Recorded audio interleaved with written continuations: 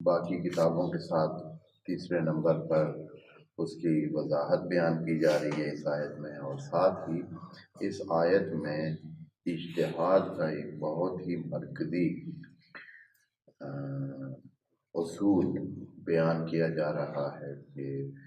کیسے آپ نے دین کو لینا ہے۔ دین سب لوگوں کے لیے ایک جیسا نہیں ہے، ہر بندے کے لیے مقصد پر پہنچنے کے لیے ایک جیسی سواری نہیں ہو سکتی ہے۔ آپ کو کہا گیا کہ آپ نے فلاں جگہ پہنچنا ہے،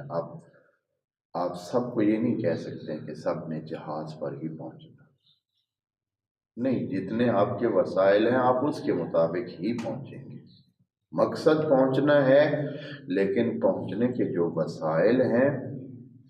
وہ آپ کے لیے ضروری نہیں قرار دیا جا سکتا کہ سب نے گھوڑوں پہ آنا۔ آپ لازمی قرار دیں کہ سب ہی گھوڑوں پہ آئیں۔ بھائی جن کے پاس گھوڑے ہوں گے تو وہ گھوڑوں پہ آ سکیں گے، جن کے لیے گھوڑے اویلیبل نہیں ہیں، حالات نہیں ہیں گھوڑوں پہ آنے کے، تو وہ کیسے آئیں گے؟ بس دین جو ہے اللہ تعالیٰ اس آیت میں یہ بتاتا ہے کہ ہر بندے کے وسائل کے مطابق اس کو دین پر عمل کرنے اور آگے بڑھنے کا حکم دیا جاتا ہے۔ اب اس چیز کو اگر نظر میں رکھ کر فقہ بنائی جائے تو فقہ بہت ہی قابل عمل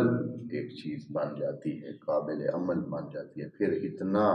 جیسے اب لوگ فقہ کے احکام پر عمل نہیں کر سکتے ہیں اس طرح نہیں رہ جاتے۔ پھر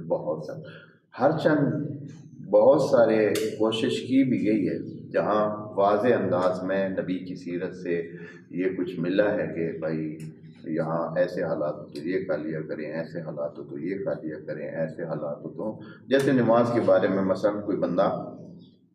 اگر کھڑے ہو کر نہیں پڑھ سکتا ہے تو بیٹھ کر پڑھے، بیٹھ کر نہیں پڑھ سکتا ہے تو لیٹ کر پڑھے، یا اس طرح کے جو بھی بہت سارے سلسلے رکھے گئے ہیں۔ جس کے پاس اتنی چیزیں ہیں تو وہ اتنی کی زکوٰۃ دے، جس کے پاس اتنی ہیں تو وہ اتنی کی زکوٰۃ دے، جس کے پاس کچھ نہیں ہے تو وہ کچھ نہ دے،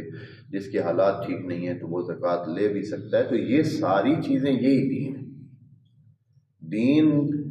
ایک ہی طرز کا عمل سب کے لیے نہیں، لیکن بعض جگہوں پہ فقہاء نے ایسا نہیں کیا ہے،